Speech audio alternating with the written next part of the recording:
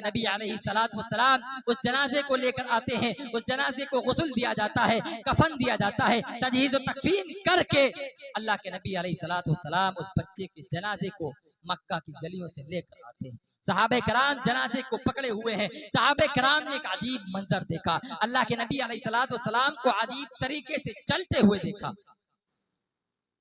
अल्लाह के नबी अलैहिस्सलाम इस तरीके से पंजों के बल चले। अल्लाह के नबी अलैहिस्सलाम को सहाबा ने कभी इस तरीके से चलते हुए नहीं देखा था। सहाबा बड़े हैरान हुए, बड़े ताज्जुब में पड़ गए, बड़े परेशान हुए। आखिर में अल्लाह के नबी अलैहिस्सलाम से सहाबा ने पूछा, ए अल्लाह के नबी, हमने आज तक कभी आपको ऐसे चलते हुए नहीं देखा, आखिर क्या वजह है, आज आप इस तरीके से चल रहे हैं? अल्लाह के नबी अलैहिस्सलाम ने कहा, ए मेरे सहाबा, इस बच्चे का इंतकाल हो गया है। इस बच्चे के जनाजे को कंधा देने के लिए आसमान बाला से लाखों की तादाद में, करोड़ों की तादाद में फरिश्ते आए हैं। जमीन के ऊपर पैर रखने की जगह नहीं है, जमीन के ऊपर कदम रखने की जगह नहीं है, इसलिए मैं पंजों के बल चल रहा हूं। आप देखिए, यहूदी था, लेकिन अल्लाह के नबी अलैहिस्सलाम के चेहरे को देखने के बाद सहाबी बन गया। सहाबा भी उस बच्चे को, इस यहूदी बच्चे को जनाजे के कंधा दे रहे हैं। अल्लाह के नबी अलैहिस्सलाम भी पीछे चल रहे हैं। उसके बाद जनाजे को कब्रिस्तान के अंदर लाया जाता है।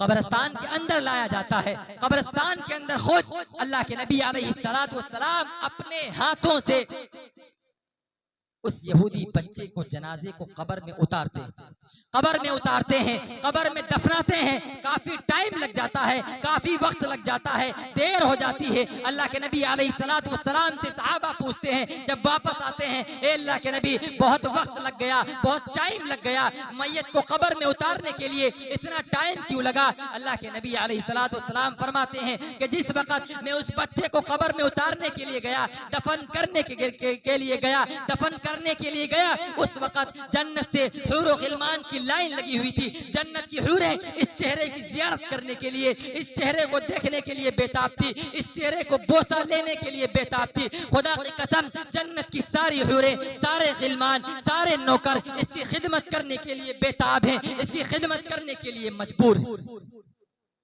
उसके बाद अल्लाह के नबी अलैहिस्सलाम ने उस बच्चे के जनाजे को दफनाया।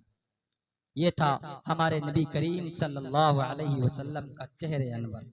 आओ मैं आपको बतलाऊं अल्लाह के नबी अलैहिस्सलाम का अखलाक कैसा था। खवातीन बैठी हैं, मर्द बैठे हैं। अल्लाह के नबी अलैहिस्सलाम का अखलाक आला किरदार का अखलाक था। अल्लाह के नबी अलैहिस्सलाम का अखलाक तो ये था, अल्लाह के नबी